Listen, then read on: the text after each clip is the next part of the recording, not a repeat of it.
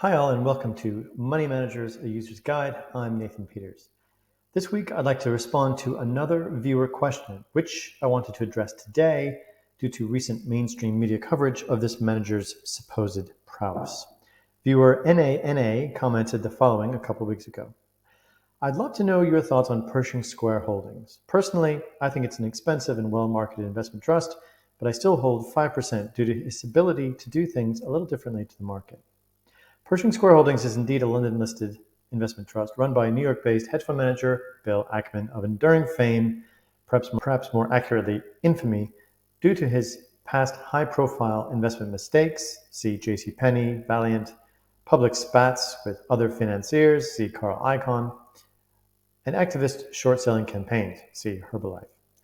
He has had better PR recently, primarily on the back of the success of large macro hedges to a core concentrated long stock portfolio. Firstly, in credit hedges before COVID, and secondly, in interest rate hedges before the current inflation spike. Bill has had a long and controversial career, founding Pershing Square in 2004, but his first investment vehicle, Gotham Partners, had its share of lawsuits and controversy as well. Bill Ackman is just one of those megawatt hedge fund managers. He has a tremendous appetite for risk. He will make bold calls, and he may not always be right, but it is undeniable that he is a moneymaker and that he appeals to a broader market. His 45-minute Big Think video on investing, playing in the background due to inclement weather here in Australia, has amassed over 8 million views in the past 9 years, not bad.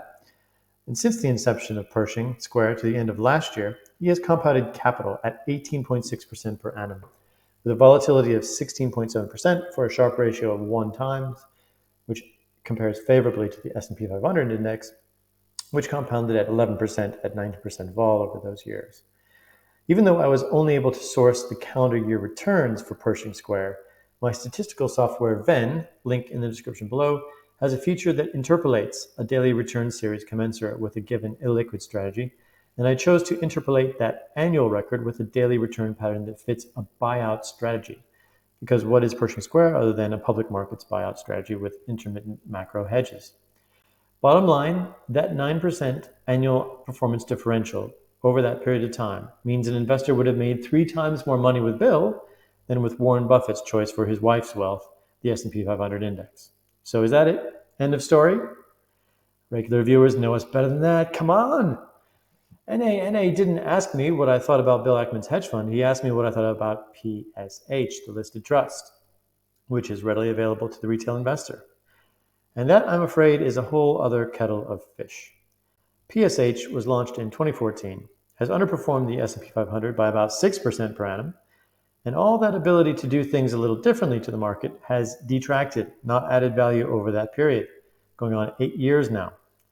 Granted, the 30% discount to NAV doesn't help in this assessment, but the vehicle structure does matter when it comes to analyzing hedge funds, and for this fund to have never closed its discount gap to its brethren trusts, despite stonking performance in a raging bull market, you have to ask yourself if the governance structure and disclosure policy just makes it impossible for the market to support trading closer to NAV.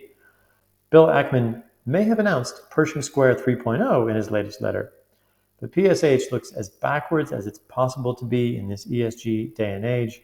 Over 7% total fees in the past year, limited transparency on a simple portfolio, no market hurdle on the performance fees despite a steady 1 beta to equities, a failed SPAC track record, etc., etc. NANA, I'd give this one a pass, especially if we're moving into an era of rougher waters for equities. That's all from me today on Money Managers, a User's Guide. If you found this content useful, please like, share, comment, subscribe, and hit the bell for notifications of future episodes. And remember, use your money managers. Don't let them use you. Thanks.